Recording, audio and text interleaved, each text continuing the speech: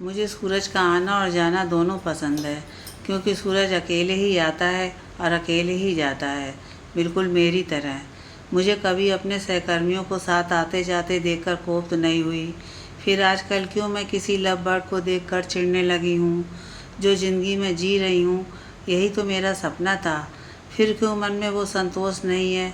इस सफल ज़िंदगी को जीने के लिए मैंने कई पापड़ बेले थे, कितनी ही इच्छाओं का गला घोंट दिया था।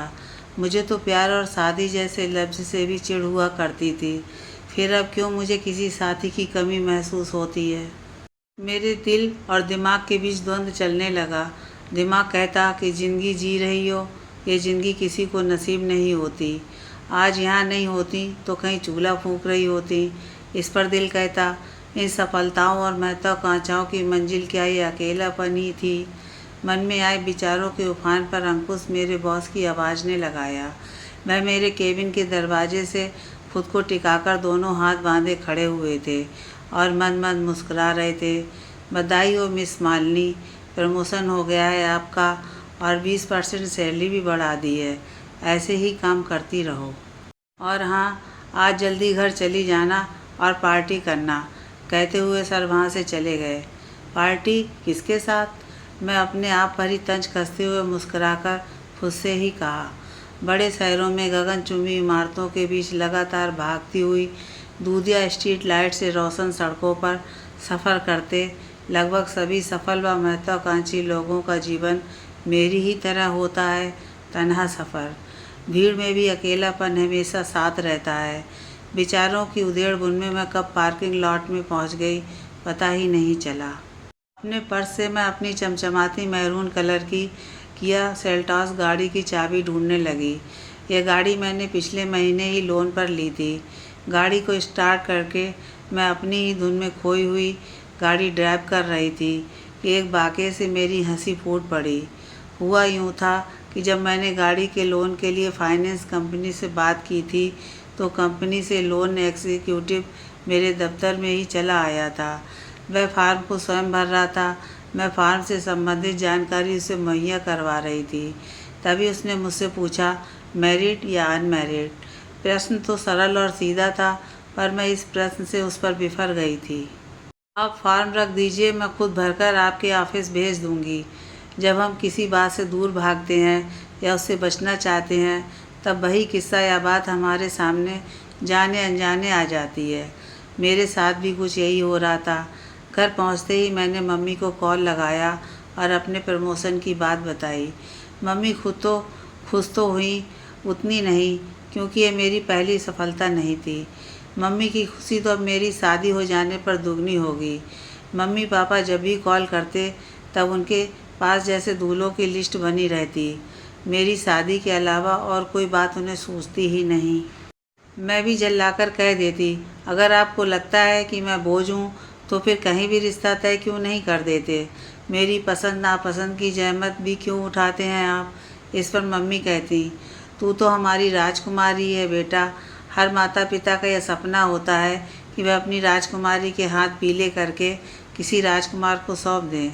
मैं मम्मी की आवाज़ में अक्सर उनके दुख को महसूस करती, इसलिए इस बार मैंने मम्मी से कह दिया, अच्छा ठीक है, आप लड़के देखना शुरू कीजिए। जब कोई पसंद आ जाए तो मुझे बता दीजिएगा। मम्मी मेरी इस बात पर खुश हो गईं और फिर मेरे फ़ोन की गैलरी दूल्हों के फ़ोटो से सज गई। मम्मी के कहने पर ही रिंकी मौसी ने मुझे समाज के एक मैट्रिमोनी ग्रुप से भी ऐड कर दिया था। समय मिलने पर जब भी मैं ग्रुप को देखती तो लगता ग्रुप नहीं, कोई दूल्हा दुल्हन का बाजार लगा हुआ हो। सबके फ़ोटो के साथ पसंद नापसंद, गुण गोत्र और भी बहुत सी जानकारियाँ लिखी हुई रहती। पसंद आए तो स्टार करते जाओ और नहीं तो फिर स्क्रॉल करो और आगे बढ़ जाओ। मैंने भी कुछ लड़के शॉर्ट लिस्ट किए और बेमन से सिर्फ मम्मी को खुशी के लिए मम्मी के नंबर पर फॉरवर्ड कर दिए। हम जब अपनों की खुशी के लिए समझौता करते हैं, तब अक्सर हम अंदर से टूटकर बिखर जाया करते हैं। समझौते होते ही ऐसे हैं, ये अक्सर एक को खुशी और दूसरे को तकलीफ़ दे जाते हैं। मैंने फ्रिज से अपनी फेवरेट मैंगो आइसक्रीम निकाली और अपना मन हल्का करने के लिए टीवी ऑन कर ली। टीवी पर ऐड आ रहा था जीवनसाथी.com का। एक पिता सेरा लिए हुए लड़के के पीछे दौड़ लगा रहे थे। बरबस ही मेरी उंगलियां रिमोट के लाल बटन पर चली गईं और बटन प्रेस होते ही टीवी स्विच ऑफ हो गई। रिमोट को सोफे पर फेंककर मैं बालकनी में आ गई। मेरे हाथ में पिघलती आइसक्रीम को देखकर मुझे महसूस हो रहा था जैसे मेरा दिल पिघल रहा हो। तभी मेरे मोबाइल पर मैसेज बीप बजी। मैंने मोबाइल देखा तो मेरे स्कूल के class teacher Amit Pandey sir का मैसेज था। सर ने एक कार्ड व्हाट्सएप किया था जिसमें बैच नंबर 2004 के विद्यार्थियों के लिए आयोजित मिलन समारोह के लिए निमंत्रण था। कार्ड के नीचे कैप्शन में सर ने लिखा था, पति व बच्चों को भी लेकर आ सकते हैं। कैप्शन मालूम मुझे चिढ़ा रहा हो। मैंने फ़ोन को रख दिया और बालकनी में लगे रात रानी के पौधे को निहारने लगी। रात रानी की भीनी भीनी खुशबू मुझे सुकून दे रही थी और एक सबक भी कि अकेले अपने दम पर भी वातावरण को महकाया जा सकता है, जिसके लिए अन्य पौधों की तरह सूर्य प्रकाश का होना जरूरी नहीं है। मैंने रात रानी से नज़रें हटाई और अनंत आसमान को ताकने लगी। असंख्य तारों के बीच अकेला चांद अपनी चांदनी को धरा पर छिटक रहा था। तभी फ़ोन की घंटी बजी। मेरी स्कूल फ्रेंड संजना का फ़ोन था। मैंने कॉल रिसीव किया। हेलो मिस मालिनी, संजना ने चहकते हुए कहा। Hello Sanjana, how are you? Called after several days. Sanjana, हाँ, अमित सर ने इनविटेशन कार्ड सेंड किया था। तू भी आ रही है ना? हाँ, देखती हूँ, मैंने बुझे मन से कहा। संजना से बात करने के बाद मैं सोने चली गई। कल मुझे जल्दी उठना है क्योंकि मुझे कल प्रेजेंटेशन देना है। नई सुबह अपने साथ कितना कुछ लेकर आती है। नया दिन, नया उत्साह, नई उमंग, नई ताजगी और खूब सारी सकारात्मक ऊर्जा। मेरी बालकनी से पेड़ों की झुरमुट से झांकता हुआ सुर्ख लाल सूरज ऐसा लग रहा था मानो मुझसे कह रहा हो, गुड मॉर्निंग मालिनी। मैं फिर आ गया अपना जादू का पिटारा लेकर। वाकई सूरज किसी जादूगर से कम नहीं होता है, एक तिलिस्मय सूरज के उगने और ढलने में। सुबह का सूरज ऐसा होता है मानो कोई युवा अपने तेज से पूरे विश्व को जला देगा, और शाम को वही सूरज ऐसा लगता है जैसे कोई वृद्ध अपने अनुभव सुना रहा हो। मैंने बालकनी में अपनी पसंद के पौधे लगा रखे थे जिन्हें मैं सुबह ही पानी और खाद दे दिया करती हूँ। दफ्तर जाने के बाद मेरा घर में प्रवेश रात 8 या 9 बजे हुआ करता। आज मैं रोज़ के मुकाबले कुछ ज़्यादा ही खुश थी। प्रमोशन के बाद मेरा पहला प्रेजेंटेशन जो था। मैं नियत समय पर ऑफिस पहुंची। सामने से बॉस आते दिखे। मुझे देखकर बॉस ने कहा, good morning Malini, are you ready for your presentation? Very good morning sir. Yes sir, I am ready, मैंने पूरे जोश के साथ कहा। गुड, ऑल द बेस्ट, कहकर बॉस वहाँ से चले गए और मेरे कदम भी मीटिंग हॉल की तरफ बढ़ गए। पूरे 30 मिनट तक मेरा प्रेजेंटेशन चला। प्रेजेंटेशन की समाप्ति के बाद मीटिंग हॉल तालियों से गड़गड़ाहट से गूंज उठा। मीटिंग में इंटर्न भी थे। मीटिंग हॉल से बाहर निकलते समय मुझे पीछे से किसी लड़की की आवाज़ आई। मैंने मुड़कर देखा तो 20-22 उम्र की लड़की दौड़कर मेरी ओर आ रही थी, जो इंटर्न थी। मेरी नज़दीक आकर लेटर पैड मेरी ओर बढ़ाकर वह बोली, मैम ऑटोग्राफ प्लीज़, ऑटोग्राफ। मैंने आश्चर्य निगाहों से उसकी ओर देखा। उसकी आंखों में तैरते हुए सपनों को मैं साफ देख पा रही थी। वह मुझसे बोली, मैम मुझे भी बिल्कुल आपकी तरह बनना है। मैं मुस्कुरा दी। उसके हाथ से लेटर पैड लेकर मैंने हस्ताक्षर कर दिए और साथ में एक नोट लिख दिया, you are the best when you are just like you. लड़की खुश होकर लेटर पैड को देखती रही। मैं अपने केबिन में आ गई और चाय ऑर्डर कर दी। मेरी आंखों के आगे अब भी उस लड़की का चेहरा घूम रहा था। उसे देखकर बीती बातें मेरे जहन में दौड़ने लगीं। मैं भी कभी उस लड़की की तरह ही थी। 20 बरस की उम्र में बस यही चिंता सताए रहती थी, कैरियर के गोते खाती नाव डूबेगी या मंजिल के पार पहुंचेगी। 20 की उम्र कब गुजर गई और 30 की उम्र ने कब दस्तक दे दी, पता ही न चला। तभी केबिन के दरवाजे के खटखटाने की आवाज़ से मेरे विचारों की तंद्रा टूटी। हाथ में ट्रे लिए मोहन भैया खड़े थे। चाय मेरी टेबल पर रखते हुए वो बोले, मैम आप कहें तो स्नैक्स भी ले आऊं? नो थैंक्स, कहकर मैंने चाय का प्याला उठा लिया। आज का दिन थकावट भरा रहा। दफ्तर में नई जिम्मेदारियां मुझे प्रमोशन के साथ उपहार स्वरूप मिल गईं। आज तो डूबते सूरज को अलविदा कहने का भी समय नहीं मिला, ना ही घर जाते पंछियों के कलरव ने मुझ पर कोई तंज कसा। व्यस्तता मुझे इसलिए पसंद थी क्योंकि व्यस्त रहने पर समय का पता ही नहीं चलता है। मुट्ठी से फिसलती रेत की तरह समय भी जल्दी गुजर जाता है। रात करीब 9 बजे अपने फ्लैट पर पहुंची। बैग को सोफे पर रखकर मैं भी वहीं निढाल होकर बैठ गई। अपने दोनों पैर मैंने टी टेबल पर रख दिए थे। कुछ देर आंख बंद किए हुए मैं शांत मन से लेटी रही। तभी मोबाइल वाइब्रेशन साउंड सुनाई दिया। मुझे याद आया, आज मैंने फ़ोन को वाइब्रेट मोड पर रख दिया था। मैंने तुरंत बैग से फ़ोन निकाला। 20 मिस्ड कॉल थे, जिनमें 5 मिस्ड कॉल तो मम्मी के ही थे। मैंने मम्मी के नंबर डायल कर दिए। मम्मी ने पहली रिंग में ही कॉल रिसीव कर लिया।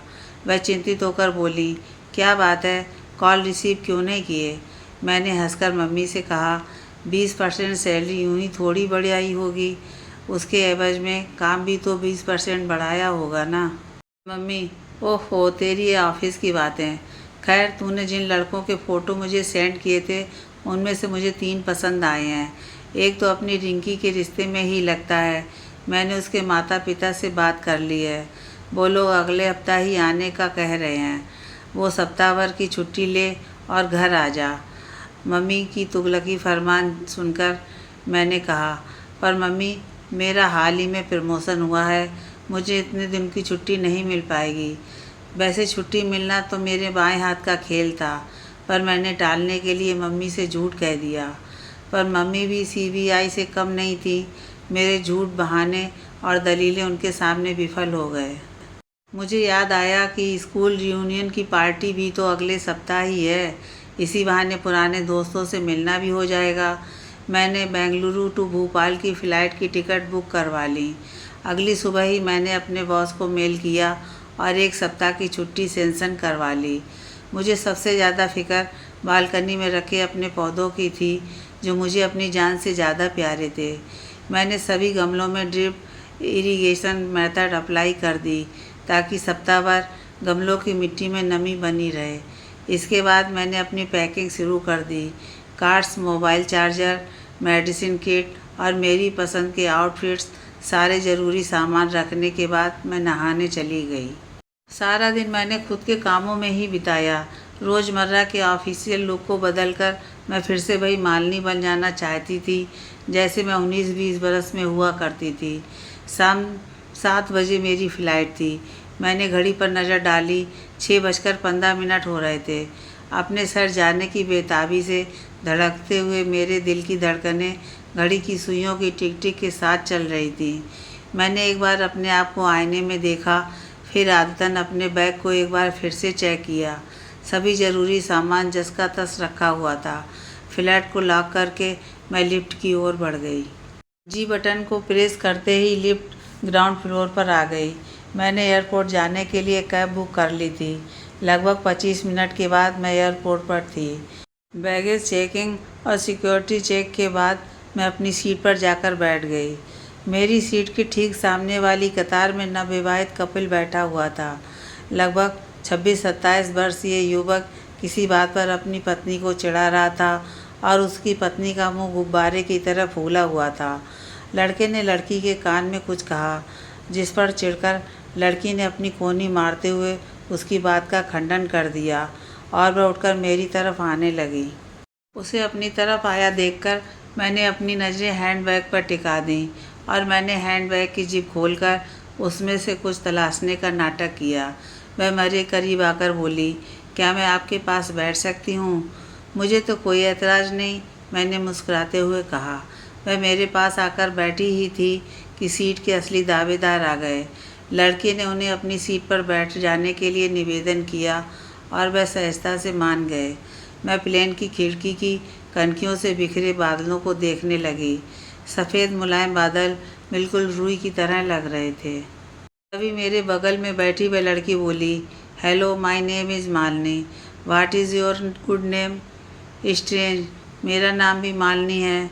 बातूनी अँखियों वाली उस लड़की ने अपनी आंखों में चमक लाते हुए मुझे पिंच कर दिया और बोली, सेम पिंच। मुझे लड़की की इस हरकत पर हल्का सा गुस्सा आया, पर वो मेरा गुस्सा जल्दी ही चाय के कप से निकली भाप की तरह उड़कर गायब हो गया। मुझे देखकर मेरी वास्तविक उम्र का पता कर पाना लगभग सभी के लिए मुश्किल था। वह लड़की भी मुझे उसका हम उम्र समझ बैठी थी। मेरे बिना कोई प्रश्न किए ही मैं अपने बारे में बताने लगी थी।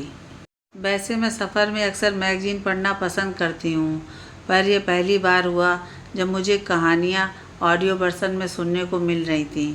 लड़की को इस बात से कोई फ़र्क नहीं पड़ रहा था कि उसकी बातों में मेरी दिलचस्पी है भी या नहीं। अपनी आंखों को मटकाते हुए वह रोचक ढंग से अपनी कहानी मुझे सुना रही थी।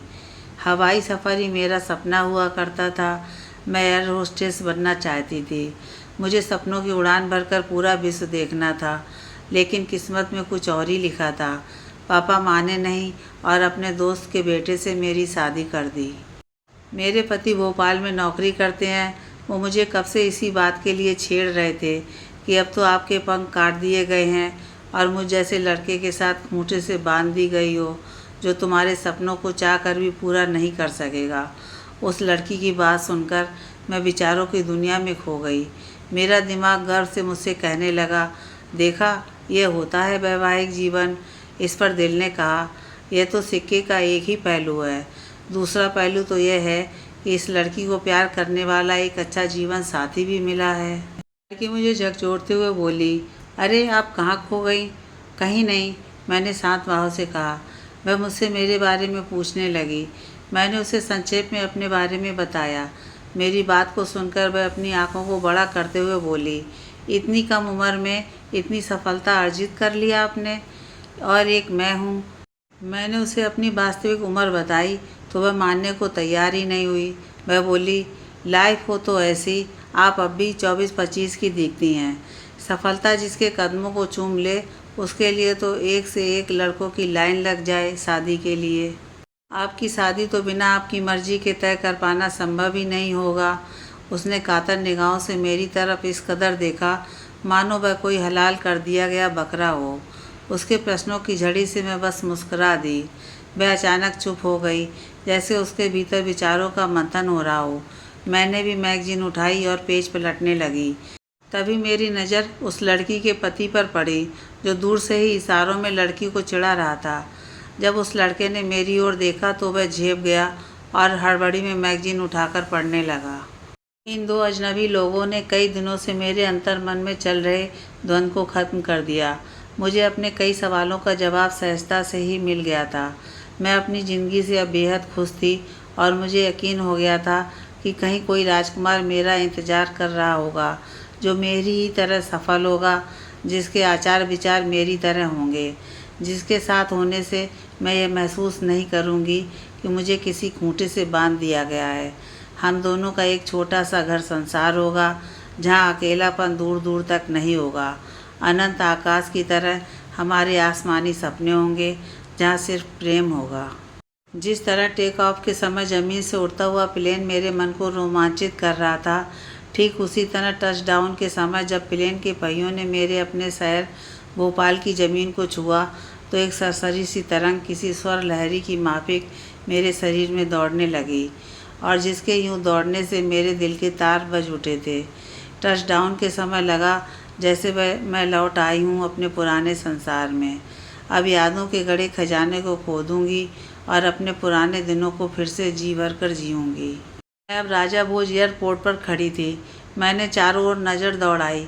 मेरी नज़रें किसी उत्सुक छोटे बच्चे की तरह मानो सब जगह दौड़कर मुआयना कर आई थीं। सब कुछ वैसा ही था जैसा मैं लास्ट विजिट पर छोड़कर गई थी। हवाएं अकेलेपन का पैगाम ला रही थीं। बहुत सुकून था इस पल में। एयरपोर्ट के बाहर निकलकर मैंने टैक्सी कर ली। टैक्सी की खिड़की से मैं इस तरह सटकर बैठ गई मानो पूरे शहर को सिर्फ देखने भर लेने से खुद में समेट लूँगी। ज़्यादा कुछ नहीं बदला था, बस कुछ दुकानें जो छोटी थीं अब बहुत ऊंची हो गई थीं। लगता है उन दुकानों का भी प्रमोशन हो गया था। रात करीब 9:30 बजे मैं अपने घर पहुंची। घर के लोहे के गेट के पास लगी क्यारी में मेरे द्वारा लगाई हुई चमेली की बेल अब बहुत फैल गई थी।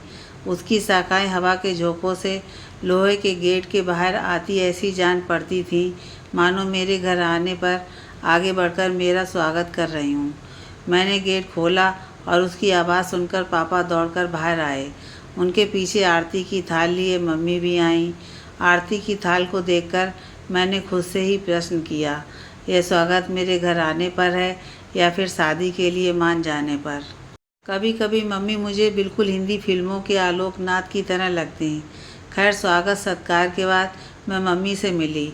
अपने घर आकर मुझे लग रहा था जैसे मैं स्वर्ग में आ गई हूँ। मैं कोई परी हूँ और अपने मैजिक विंग से यहाँ वहाँ उड़ती फिरूँगी। मम्मी ने मेरी पसंद के दाल बाफले और लड्डू बनाए थे।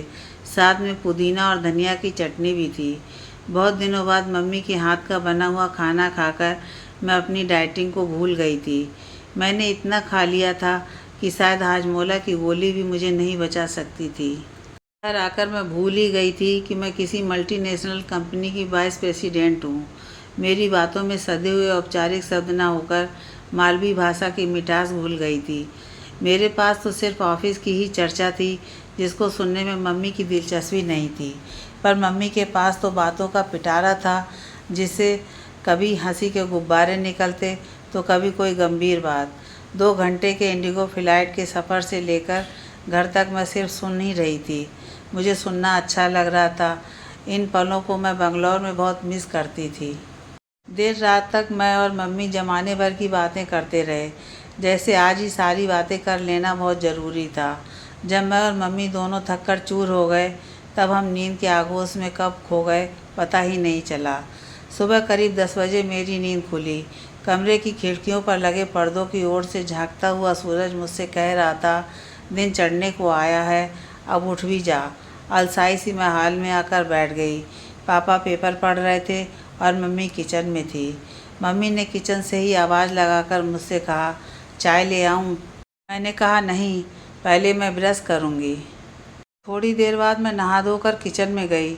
मैंने अपनी चाय गर्म की और वहीं किचन स्टैंड पर खाली जगह पर चढ़कर अपने पैर को लटकाए हुए बैठ गई। एक समय था जब मैं इसी जगह पर बैठकर मम्मी के किचन कार्यों में मदद किया करती थी। मम्मी ने मुझसे कहा, बेटा वो लोग आज दोपहर 12:30 बजे या 1 बजे तक आएंगे, तू तैयार हो जाना। शुक्र है मम्मी ने यह बात मेरी चाय खत्म होने के बाद कही थी, वरना मेरी चाय का मज़ा ही किरकिरा हो जाता। मैंने मम्मी से कहा, इतनी भी क्या जल्दी है, अभी तो मैं सप्ताह भर यहाँ हूँ। मम्मी ने आंखों में चमक लाते हुए कहा, इसीलिए तो आज बुलवा लिया उन लोगों को, ताकि लड़का पसंद आते ही इसी सप्ताह सगाई कर दें। ये सुनकर तो मुझे लगा जैसे मेरे दिल रूपी नागासाकी और दिमाग रूपी हिरोशिमा पर परमाणु बम गिरा दिया गया हो। मम्मी के इस तानाशाही रवैये का कोई हल भी तो नहीं था मेरे पास। अब मुझे लग रहा था कि मैं लड़का देखने नहीं, किसी जंग पर जा रही हूँ, जहाँ मेरे अरमान जिंदा लौट कर आएंगे या फिर दफन हो जाएंगे। मैं हॉल में थी और टीवी देख रही थी। तभी मम्मी हंसते हुए आईं और घड़ी की ओर इशारा करके मेरी तरफ शरारत भरी नज़रों से देखा, जैसे कह रही हूँ, आज तेरी खैर नहीं बेटा। मैं बेमन से तैयार होने चली गई। मेरे मन के किसी कोने में सुप्तावस्था में पड़ा हुआ बच्चा जाग गया और मुझे बार बार बेढंगा मेकअप करने को प्रेरित करने लगा, जिसको देखकर वो आने वाला वो लड़का उल्टे पैर ही लौट जाए। पर ऐसा कुछ भी कर पाना संभव नहीं था। मैंने अपने चेहरे पर बेस कोट लगाया, उसके बाद फाउंडेशन, फिर कंसीलर, थोड़ा फेस पाउडर, आँखों पर काजल की एक पतली सी लाइन खींच दी। उसके बाद पलकों पर मस्कारा अप्लाई किया, फिर होंठ पर लिप ग्लास और हल्की पिंक लिपस्टिक लगाई। माथे पर अपनी ड्रेस से मैच खाती छोटी सी बिंदी सजाई और बालों में क्लचर लगाकर उन्हें खुला छोड़ दिया। अंत में अपने बनारसी दुपट्टे को कंधे पर एक तरफ सलीके से डाल लिया। मैंने इस तरह से खुद को आखिरी बार कॉलेज की फेयरवेल पार्टी में संभाला था। फेयरवेल पार्टी से एक चेहरा मेरी आंखों के सामने घूमने लगा, आनंद का चेहरा, मेरा सबसे अच्छा दोस्त। अब कहाँ होगा वह? क्या स्कूल रियूनियन में पार्टी में आएगा? तभी मम्मी कमरे में आई और नज़र न लगे कहते हुए मम्मी बलैया लेने लगी। कई बार गाड़ी की आवाज़ आई, जिसे सुनकर मम्मी ने कहा, लगता है वो लोग आ गए, मैं जाती हूँ, जब बुलाऊँ तब तू आ जाना। कहते हुए मम्मी फुर्ती से चली गईं। मैंने अपने कमरे की खिड़की से देखा तो घर के ठीक सामने ब्लैक कलर की लैंड क्रूज़र गाड़ी खड़ी थी। गाड़ी से 3 लोग बाहर निकले। एक आंटी लगभग 45 की उम्र की, 50 के लगभग उम्र के एक अंकल और मेरी ही उम्र का एक हैंडसम नौजवान था। मम्मी पापा हाथ जोड़कर उनकी आवभगत करते हुए मेज़बानी कर रहे थे। वे लोग घर के अंदर प्रवेश कर चुके थे। थोड़ी ही देर बाद मम्मी ने मुझे बुलाया। मैंने अंकल आंटी को नमस्ते कहकर अभिवादन किया और खाली पड़े सोफे पर बैठ गई। अंकल ने मेरे बारे में पूछताछ शुरू कर दी। मैंने अपने बारे में बताया तो वह चौंकते हुए बोले, गोल्ड मेडलिस्ट हो। आंटी कहने लगी, भाई हमने तो सुना है पढ़ी लिखी लड़कियां गृहकार्य में उतनी दक्ष नहीं होती, क्या यह सच है? मैं कुछ कहती उससे पहले ही मम्मी ने मेरी तारीफ़ों के पुल बांधते हुए कहा, जी हमारी मालिनी तो हर कार्य में दक्ष है। ऐसा कोई काम शायद ही हो जो इसे ना आता हो। पढ़ाई के साथ साथ खेल कूद, मेहंदी, रंगोली, चित्रकारी सब कला में अव्वल रही है। दीवारों की ओर हाथ घुमाते हुए मम्मी ने कहा, यह सारी पेंटिंग्स मालिनी ने ही बनाई हैं। आंटी बोली, बहुत बढ़िया दीदी, ये तो आपके संस्कार हैं जो आपने अपनी बेटी को सर्वगुण संपन्न बनाया है। हमें अपने बेटे सुदर्शन के लिए ऐसी ही लड़की की तलाश थी। मम्मी इस बात पर इतनी खुश हुई कि उठकर मिठाई की प्लेट आंटी की ओर इस कदर कर दी मानो रिश्ता पक्का ही समझो। अंकल मुझसे बोले, देखो बेटा, बात यह है कि हमारे बाप दादाओं ने इतनी संपत्ति छोड़ दी कि हमारी 7 पुश्तें भी अगर मत कमाऊँ निकलें तो भी आरामदायक ज़िंदगी जी लें। सुदर्शन का पढ़ाई में शुरू से ही मन कम लगा। वह तुम्हारे जितना पढ़ा लिखा तो नहीं है, पर है तो आखिर मालिक ही। पढ़ाई के बाद भी इंसान करता तो जॉब ही है। मैं इस बात पर कुछ नहीं बोली, लेकिन मम्मी पापा अंकल की बात से पूर्णतः सहमत नजर आए।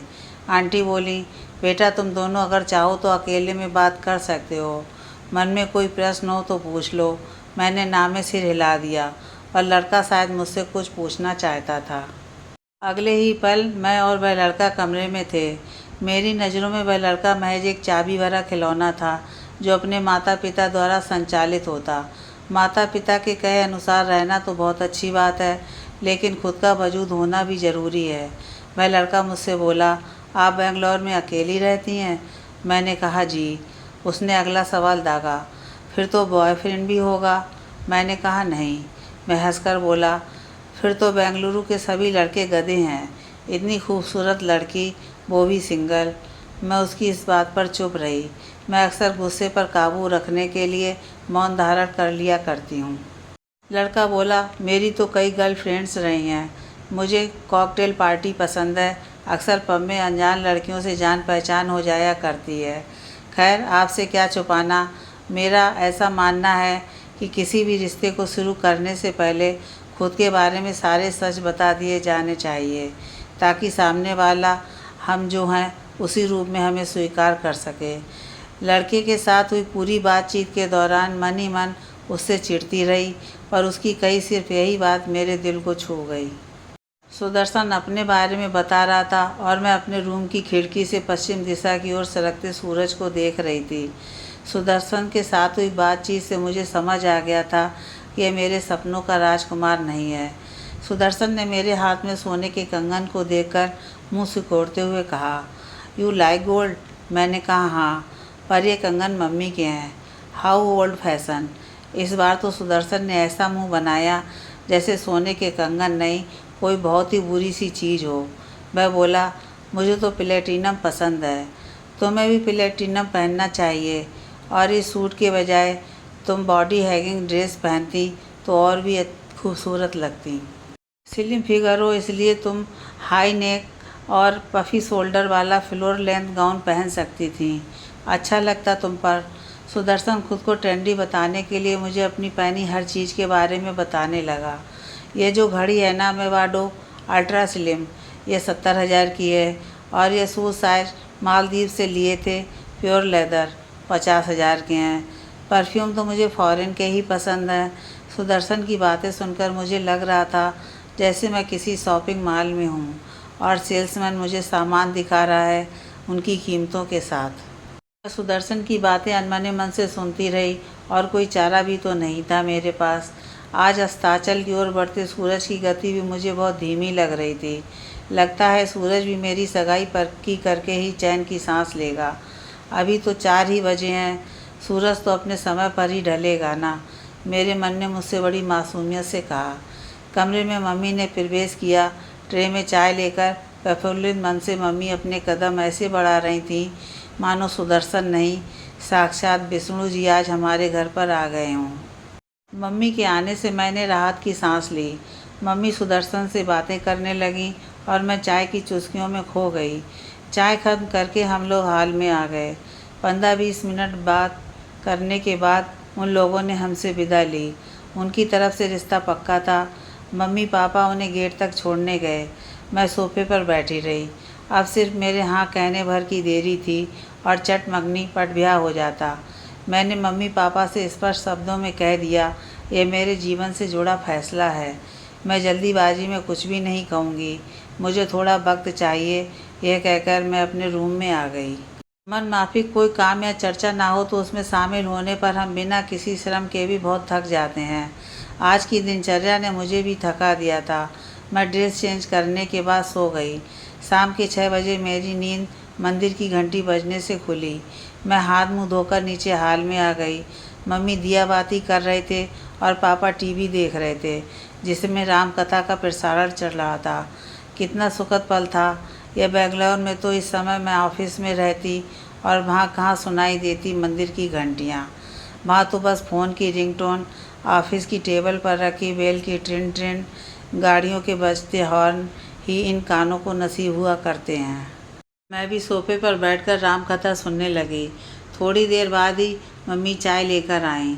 मुझे चाय का कप थमाते समय मैंने मम्मी की आंखों में कई प्रश्नों का सैलाब देखा, मानो मुझसे उनकी आंखें पूछ रही हों, क्या हुआ? कुछ सोचा? मेरा अनुमान बिल्कुल ठीक निकला। मम्मी ने सोफे पर बैठते हुए मुझसे वही प्रश्न किया जिसकी मुझे उम्मीद थी।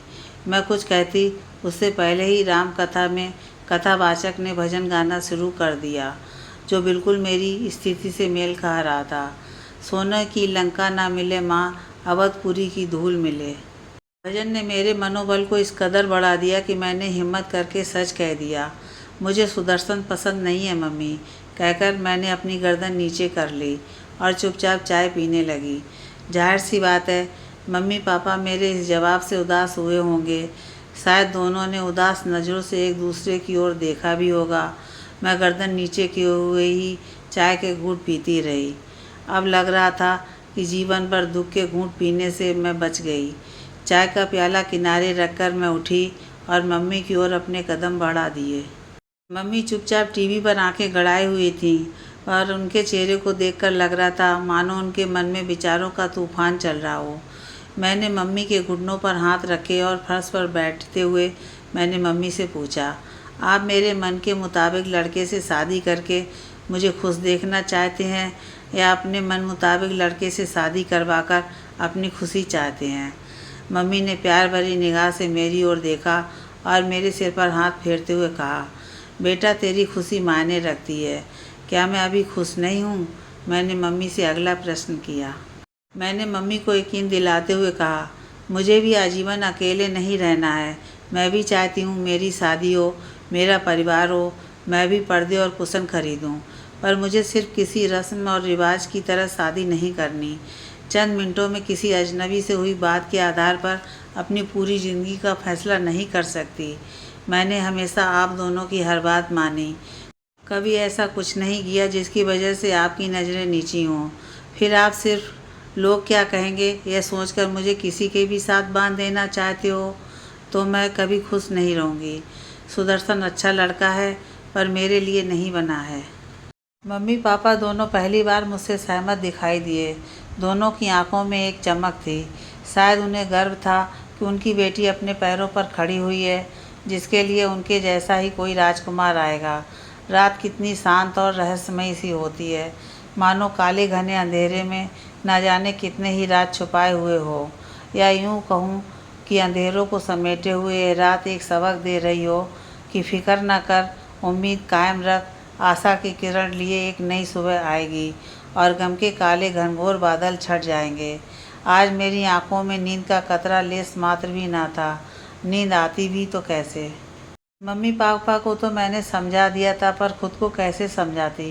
काश हम खुद को बेवकूफ़ बना पाते, झूठी तसल्ली या सांत्वना देकर खुद को ढाढ़स बंधा पाते, अंदर से टूटकर बिखर जाने पर मन के टुकड़ों को सहेज पाते। कितना मुश्किल होता है ना खुद को समझा पाना। मेरे भीतर एक युद्ध छिड़ गया था, जिसमें मैं खुद को हारा हुआ सा महसूस कर रही थी। मेरे भीतर अकेलेपन ने घर बना लिया था, जो मुझे खोखला कर रहा था। मैं कब तक अकेली रहूँगी? क्या मैं हमेशा अकेली ही रहूँगी? क्या सपनों के राजकुमार की कहानियाँ महज मनोरंजन के लिए गढ़ी गई थीं? ऐसे असंख्य प्रश्नों का भंवर मेरे मन के समुद्र में गोते खा रहा था। विचारों के बहाव में बहते हुए कब नींद लग गई मुझे पता ही नहीं चला। अगली सुबह मैं देर से जागी।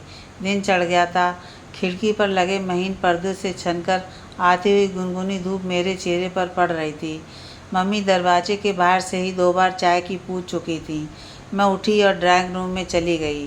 पापा रेडियो लेकर बैठे हुए थे। उसके पुर्जे खोलकर वो इतनी शिद्दत से उसकी मरम्मत में लगे हुए थे, मानो वो बरसों से रेडियो सुधारने का ही काम करते आए हों। मम्मी चमेली की बेल से फूल तोड़ रही थी। उम्मीदी सी सोफे पर जाकर बैठ गई और पास में रखा पेपर उठाकर हेडलाइन पढ़ने लगी। तभी मेरी नज़र पेपर पर लिखी तारीख पर पड़ी और मेरी आंखों में बची हुई नींद छूमंतर हो गई। अचानक ही मुझ में किसी सुपर हीरो की तरह शक्ति आ गई। अरे आज तो स्कूल की रियूनियन पार्टी है, मुझे तो 12 बजे स्कूल पहुंचना है। मैं चिड़ियों सी फुदकती हुई अपने कमरे में आ गई। फटाफट नहा धोकर तैयार होकर फिर से ड्राइंग रूम में आ गई। मम्मी अब भी बाहर ही थीं। मैंने पापा से अपनी स्कूटी की चाबी मांगी तो वो बोले, बेटा कार ही ले जा, मौसम भी आज कुछ बिगड़ा हुआ है, शायद बारिश हो। मैंने पापा का तकिया कलाम कहते हुए मुस्कुराकर कहा, भोपाल की तंग गलियों से जब गुजरना हो तब उड़न खटोला ही काम आता है, कार नहीं। स्कूटी की चाबी लेकर मैं फुर्ती से बाहर निकल गई। मम्मी मुझसे कहने लगी, बेटा चाय। स्कूटी को स्टार्ट करके मैंने कहा, चाय नहीं, अब बाय, शाम को लौटूंगी। मैं स्कूल की ओर दौड़ती हुई सड़क पर अपनी स्कूटी दौड़ा रही थी। मुझे अपने पुराने स्कूल के दिन याद आ गए। कितने रूमानी थे वो दिन, बिल्कुल फूलों जैसे कोमल, तितलियों जैसे चंचल, झरनों जैसे निर्मल। ऐसे ही स्कूटी से मैं स्कूल जाया करती थी। मन समुद्र की लहरों की तरह हिलोरे ले रहा था। स्कूल का ये रास्ता अब भी उतना ही सुहावना है। सड़क के दोनों तरफ लगे पेड़ बहुत ही खूबसूरत लग रहे थे। आज मैं अपने सभी पुराने दोस्तों से मिलूंगी। आज सूरज लुका छुपी खेल रहा है। लगता है मुझसे नाराज़ है कि अपने पुराने दोस्तों से मिलने जा रही हो, और मेरी तो आज कोई पूछ परख ही नहीं हुई। बादलों के पीछे छुपे सूरज की ओर एक नज़र देखकर मैं मन ही मन मुस्कुराई और कहा, सॉरी दोस्त, आज तुम नाराज़ ही रहो। तुम्हारी ये नाराज़गी भी सर आँखों पर, क्योंकि तुम्हारे यूँ छुप जाने से मौसम कितना खुशनुमा हो गया है। मौसम का मिजाज देखकर मैंने अपनी स्कूटी सड़क के किनारे रोकी और फ़ोन को ब्लूटूथ से कनेक्ट करके फ़ोन में गाना लगा दिया। मौसम मस्ताना, रास्ता अनजाना, जाने कब किस मोड़ पे बन जाए कोई अफसाना। गाने की समाप्ति मेरे स्कूल के गेट नंबर 3 पर हुई। मैंने ब्लूटूथ कान से हटाया और बैग में रख लिया और स्कूटी को पार करके मैं लाइब्रेरी से गुजरती हुई प्लेग्राउंड के बीचों बीच चलती हुई चारों ओर देखते हुए बढ़ती जा रही थी। वही कैंटीन, वही प्लेग्राउंड, वही पेड़, सब कुछ वैसा का वैसा था जैसा 2004 में हुआ करता था। मेरे सभी दोस्त भी वैसे के वैसे ही होंगे। कैसी होगी वह दुबली पतली रीता, जिसको हम अगरबत्ती कहा करते थे, और वह गोलू मोलू सा स्वप्निल, जिसे सब ढोल कहते थे। क्या हैंडसम सा दिखने वाला वो मयंक जो हीरो बनना चाहता था, वह हीरो बन गया होगा। बेंच नंबर 2004 की पार्टी शिवाजी सभागृह में चल रही थी। मेरे कदम शिवाजी सभागृह की ओर बढ़ गए। सभागृह में छोटा सा म्यूजिक परफॉर्मेंस चल रहा था। कुछ लोग ग्रुप बनाकर बैठे हुए थे, जो मंच पर खड़े लड़के की लय में लय मिलाकर गाना गा रहे थे। मैं हर एक चेहरे को गौर से देख रही थी। संजना दौड़कर आई और मुझसे लिपट कर बोली, यकीन ही नहीं था कि तुम आओगी। मैंने कहा, भाई तुमसे मिलने के लिए तो 7 समुंदर पार से भी आना पड़ता तो भी आती। अमित सर मेरी ओर ही बढ़ रहे थे। उनको आता देखकर मैं भी उनकी ओर बढ़ी और सर के पैर छुए तो वो भावुक होकर बोले, तुम आज भी मेरी फेवरेट स्टूडेंट हो। कुछ देर की झिझक के बाद सभागृह में मौजूद सभी पुराने दोस्तों से पुराने अंदाज में बातें होने लगीं। हम एक दूसरे को पुराने नामों से पुकारने लगे। अब अगरबत्ती रीता फूलकर कुप्पा हो चुकी थी और डोल जैसे शरीर वाला स्वयं सूखकर पतला पापड़ बन चुका था। और मैं अब उतना हैंडसम नहीं रहा। वह हीरो नहीं बल्कि हीरो मोटर्स कंपनी में मैनेजर बन गया है। सबसे मिलने के बाद भी मेरी खुशी आधी लग रही थी। मेरी नज़रें हर तरफ आनंद को ढूंढ रही थी। आनंद से दोस्ती टूटे सालों बीत गए। मुझे कभी मलाल भी नहीं हुआ उससे दोस्ती टूट जाने पर, लेकिन आज उसकी कमी खल रही थी। वह मेरा सबसे अच्छा दोस्त हुआ करता था, एक ऐसा दोस्त जिससे मैं हर बात शेयर किया करती थी। मुझे अपने ही ख्यालों में खोया देखकर संजना बोली, ओ मैडम कहाँ खो गई? चलना कुछ खाते हैं, बड़ी ज़ोरों की भूख लगी है। मैं संजना के साथ फूड स्टॉल की ओर गई। संजना ने मुझसे बिना पूछे ही करेले की सब्ज़ी मेरे प्लेट में रखते हुए कहा, खाना चाहिए, गुड फॉर हेल्थ। मैंने संजना को गुस्से से ऐसे घूर कर देखा मानो उसकी इस हरकत पर मैं उसे कच्चा ही चबा जाऊंगी। हमने खाना शुरू किया। मैंने जैसे ही करेले की सब्ज़ी का निवाला मुंह में डाला, मन से अमित सर का अनाउंसमेंट सुनाई दिया। अमित सर ने कहा, डियर स्टूडेंट, दिल थाम कर रहिएगा क्योंकि अब आ रहे हैं हमारी बेंच के किशोर आनंद उपाध्याय कुमार। यह सुनकर करेले की करवाट की जगह मेरे मुंह में मानो मिठास घुल गई। मेरी नज़रें मंच के पास लगे दरवाजे पर जा टिकीं। हवा की फुर्ती से दरवाजे से आनंद आया और मंच पर चढ़ गया। माइक को हाथ में लिए वह भीड़ की ओर देखते हुए बोला, देरी से आने के लिए माफ़ी चाहूँगा दोस्तों। पहले गाना, फिर खाना, उसके बाद आप सबसे मुलाकात करूँगा।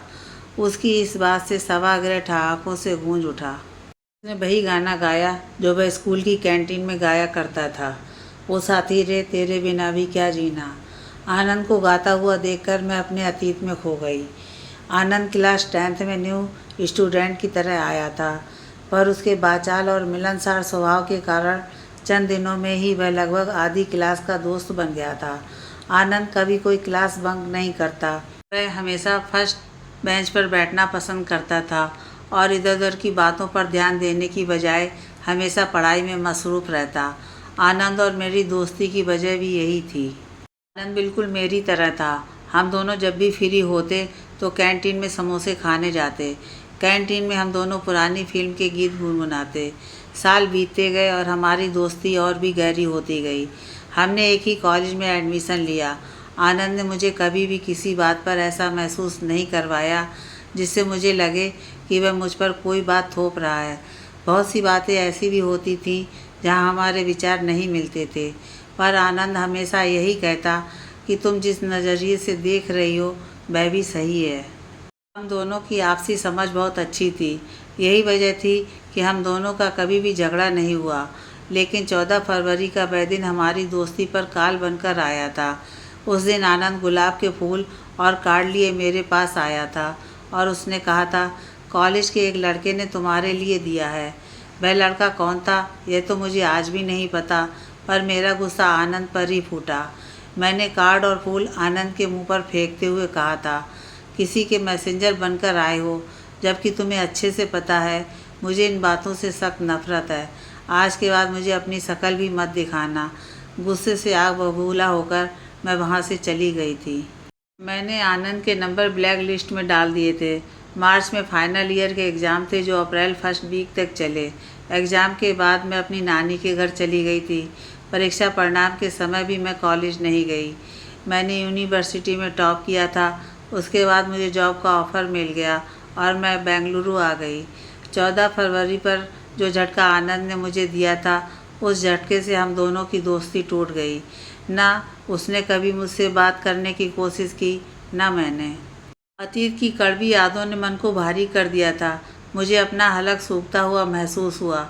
मैं पानी लेने के लिए स्टॉल की ओर जा ही रही थी कि हाथ में पानी की बोतल लिए हुए आनंद मेरी तरफ आता दिखाई दिया। मेरे नज़दीक आकर उसने बोतल को मेरी ओर बढ़ाते हुए कहा, मुझसे फिर से दोस्ती करोगी? मैंने मुस्कुराकर कहा, हाँ। हम दोनों कुर्सी पर बैठ गए। आनंद और मेरी दोस्ती के समीकरण अब बदल गए थे। अब हम बेतकल्लुफ़ी से बात नहीं कर रहे थे। सालों बाद हुई बातचीत में झिझक और औपचारिकता ही महसूस हो रही थी। आनंद ने कुछ देर चुप्पी साधने के बाद कहा, I am very sorry Malini, मुझे उस दिन ऐसा नहीं करना था। तुमने जो गुलाब मेरे मुंह पर मारे थे उसके कांटे भी मुझे इतने नहीं चुभे थे जितने तुमसे दोस्ती टूट जाने का दंश सालों तक चुभता रहा। एक्चुअली मुझे भी अफसोस है उस दिन के अपने बर्ताव पर, मैंने हचकचाकर आनंद से कहा। वो बात यह है आनंद कि हम कई बार दुनिया को अपने नज़रिए से देखने लगते हैं। हम इतने खुदगर्ज हो जाते हैं कि हम चाहते हैं कि हमारे अपने हमें उसी नज़रिए से देखें जैसा हम चाहते हैं। हाँ, आनंद ने गहरी सांस छोड़ते हुए कहा। खैर छोड़ो और सुनाओ, कैसी कट रही है ज़िंदगी? मैंने हंसकर कहा, जब स्कूल कॉलेज में थी तब लगता था मानो सपने और ज़िंदगी दोनों मुट्ठी में कैद हैं। अब लगता है ज़िंदगी मुट्ठी से फिसलती रेत की तरह फिसल रही है। बड़े शहर में आधी अधूरी ज़िंदगी जीती हूँ, चॉप स्टिक से खाना सीख लिया है, सो कॉल्ड सक्सेसफुल ज़िंदगी से खुश हूँ। तुम बताओ कुछ। आनंद मेरी बात पर मुस्कुरा दिया और बोला, तुम बिल्कुल भी नहीं बदली, बस चेहरे पर अब वो लड़कपन नहीं है। अपने बारे में क्या कहूँ, तुमसे दोस्ती टूट जाने के बाद मैं भी बहुत टूट गया था। मैंने भी भोपाल छोड़ दिया और दिल्ली चला गया था। अब आर्किटेक्चर हूँ। कुछ महीनों पहले पापा गुजर गए, इसलिए अब भोपाल में ही रह रहा हूँ। मैंने दुख करते हुए कहा, ओह बहुत बुरा हुआ, मुझे तो पता ही नहीं चला, वरना तुमसे संपर्क जरूर करती। अचानक हम दोनों चुप हो गए। आनंद मंच की ओर देखने लगा और मैं अपने मोबाइल में देखने लगी। मुझे सच में आनंद के लिए बहुत बुरा लग रहा था। आनंद की मम्मी उसे बचपन में ही छोड़कर चली गई थी, जिन्हें याद करते समय उसकी आंखें गीली हो जाया करती थीं। आनंद कितना अकेला हो गया होगा ना, सोच कर ही मेरा दिल किसी सूखे पत्ते की तरह काँप उठा।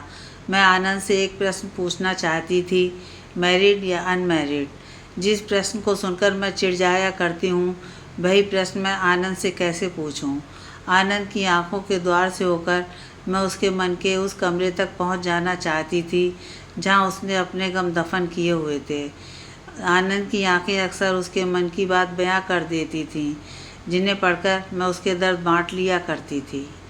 स्कूल कॉलेज के समय आनंद कितना बातूनी हुआ करता था। अब उसके चेहरे पर गहन मौन उसे समुद्र सा शांत बना रहा था। आनंद की खामोशी मेरे मन को विकल कर रही थी। मेरे अंदर प्रश्नों का सैलाब मुझे परेशान कर रहा था। तभी मैंक और संजना आए। उनको देखकर फीकी सी मुस्कान मेरे चेहरे पर तैर गई। संजना कुर्सी पर बैठते हुए बोली, फाइनली तुम दोनों में सुलह हो गई। इस बात पर मैंक बोला, होनी ही थी, दोस्त कभी बिछड़ा नहीं करते, जो बिछड़ जाए वो दोस्त हुआ नहीं करते। मैंने कहा, इरशाद इरशाद। अभी इरशाद मेरी तरफ आया और कहने लगा, जी आपने मुझे बुलाया। इरशाद की इस बात पर हम चारों हंस दिए। इरशाद ने भी हम लोगों को ज्वाइन कर लिया। हंसी ठिठोली से मन कुछ ठीक हुआ। फिर चला फ़ोटो सेशन का दौर। तस्वीरों में ही ये ताकत होती है, वह समय को कैद कर लेती हैं। फिर भी मुझे फ़ोटो क्लिक करवाने का शौक़ कम ही था। मैं ग्रुप से हटकर खिड़की की ओर चली गई और बाहर देखने लगी। हवा में उड़ते बादल ऐसे जान पड़ रहे थे जैसे बूंदों को पीठ पर लादे हुए आ रहे हैं और सारी बूंदें धरती पर उड़ेल देंगे। हल्की बूंदाबांदी शुरू हो गई। पार्टी भी लगभग समाप्ति की ओर थी। 2004 आकार बना हुआ केक आया, जिसे अमित सर ने काटा। सबसे अलविदा लेकर हम अपने घर की ओर लौटने लगे। बारिश की बूंदें अब तेज़ धार हो गई थीं। मैं भीगते हुए अपनी स्कूटी की ओर गई। मुझे भीगना अच्छा लग रहा था। बारिश की हर एक बूंद को मैं खुद में समेट लेना चाहती थी। बूंद भी टप टप करके बरसती रहीं। तभी छाता ताने हुए आनंद वहाँ आया और डांटते हुए मुझसे बोला, मैं कार से तुम्हें घर छोड़ दूँगा, ऐसे भीग कर जाओगी तो बीमार पड़ना तय है। आनंद के लहजे में डांट कम, फिक्र ज़्यादा थी। कुछ नहीं होगा, मैं चली जाऊँगी, तुम तकल्लुफ़ ना करो, मैंने औपचारिक लहजे में कहा।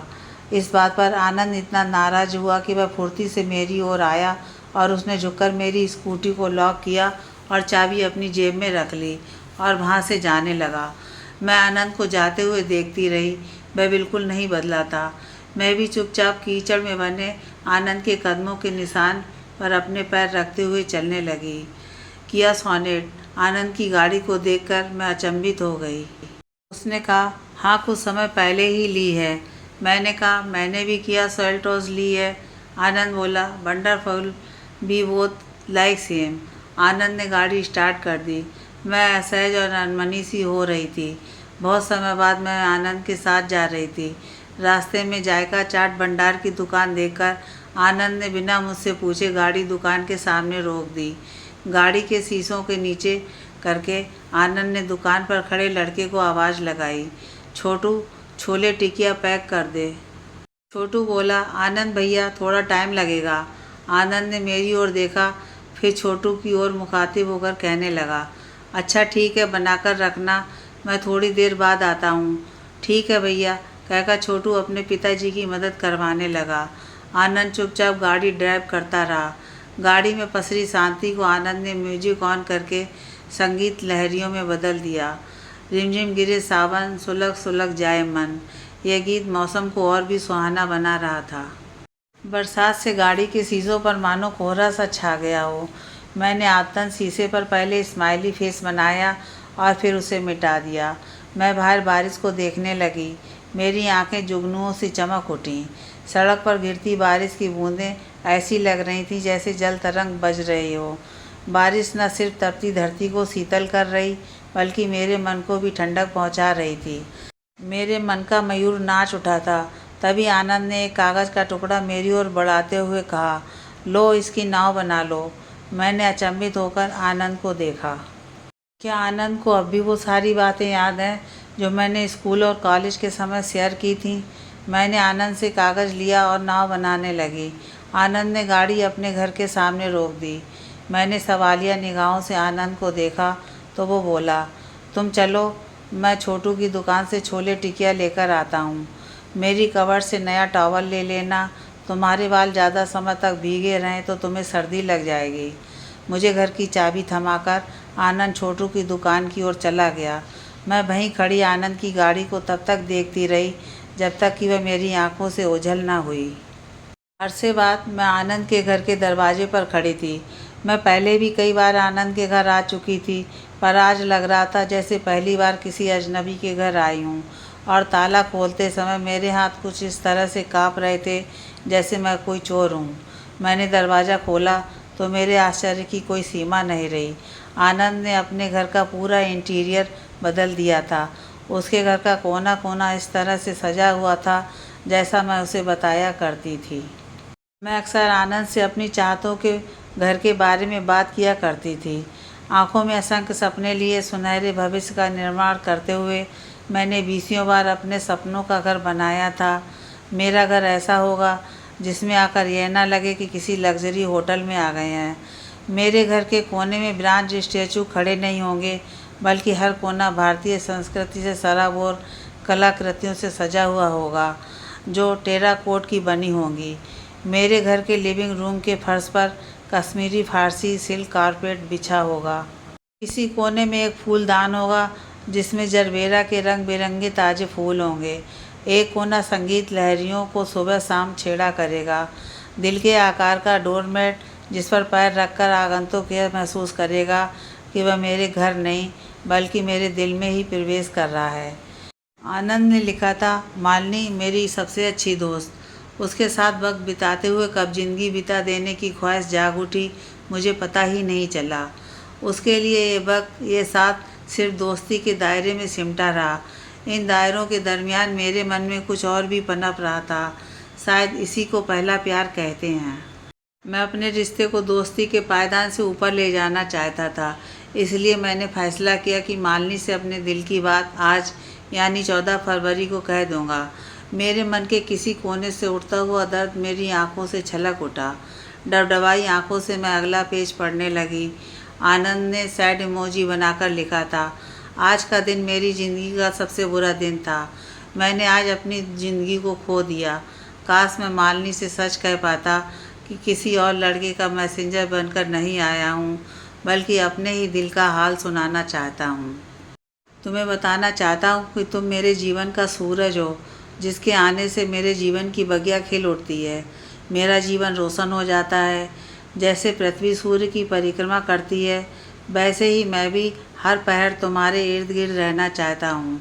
तुम्हारे साथ अपनी सुबह गुलाबी, शाम सिंदूरी और रात आसमानी करना चाहता हूँ। पर अकेलापन ही मेरे मुकद्दर में लिखा था। तुमसे बिछड़ने के बाद सीख लिया है मैंने खुद को संभालना, मुश्किल वक्त में सब्र रखना, दूर रहकर भी फिक्र करना। कभी जब यादों के गलियारे से तुम भी गुजरो तो मेरे लिए वो पुराने दिन चुरा लाना जब तुम मेरे साथ हुआ करती थी। मैं और अधिक नहीं पढ़ पाई। डायरी को बंद करके उसे कसकर अपने सीने से लगाकर मैं रो पड़ी। मेरी आंखों से आंसुओं की झड़ी बहने लगी। प्रेम, गुस्से और भावनाओं से भरा बादल मेरी आंखों से बरस रहा था। अब मैं आंसुओं की बरसात से भीग रही थी। पीछे से चिरपरिचित आवाज़ आई, अपने कीमती आंसू यूँ जाया न करो। मैंने मुड़कर देखा तो दरवाजे पर आनंद खड़ा था। मैं उठी और आनंद से लिपट गई। उसने मुझे कसकर अपनी बाहों में भींच लिया। इतने वक्त की दूरी इस एक पल की नज़दीकियों में मिट गई थी। मेरे सपनों का राजकुमार मेरे साथ ही था, मैं ही उसे पहचान नहीं पाई। अरसे बाद अकेलेपन की धूप में तपती मैं अब आनंद का साथ पाकर शीतल चांदनी को महसूस कर रही थी। पहली बार मैं अपना होना महसूस कर रही थी। मिल गई थी मुझे मेरी छोटी सी दुनिया, जिसमें सिर्फ प्रेम होगा, जहाँ मैं जैसी हूँ वैसे ही रहूँगी। मैंने मम्मी को कॉल किया। मम्मी ने तुरंत कॉल रिसीव कर लिया। गंभीर और चिंतित स्वर में वो बोली, बेटा कहाँ हो तुम? कितनी तेज़ बारिश हो रही है, अकेले कैसे आओगी? पापा को भेजती हूँ, तुम जगह बताओ। एक सांस में ही मम्मी ने सारे प्रश्न एक साथ पूछ डाले। मैंने इत्मीनान से कहा, घबराओ नहीं मम्मी, मैं आनंद के घर पर हूँ। अकेले नहीं, आनंद के साथ आऊँगी, अपने सपनों के राजकुमार के साथ। मम्मी ने खुशी से कहा, सच? तुम आनंद से अब नाराज़ नहीं हो? लगता है भगवान ने आज मेरी सुन ही ली। इस सप्ताह ही होगी मेरी राजकुमारी की शादी।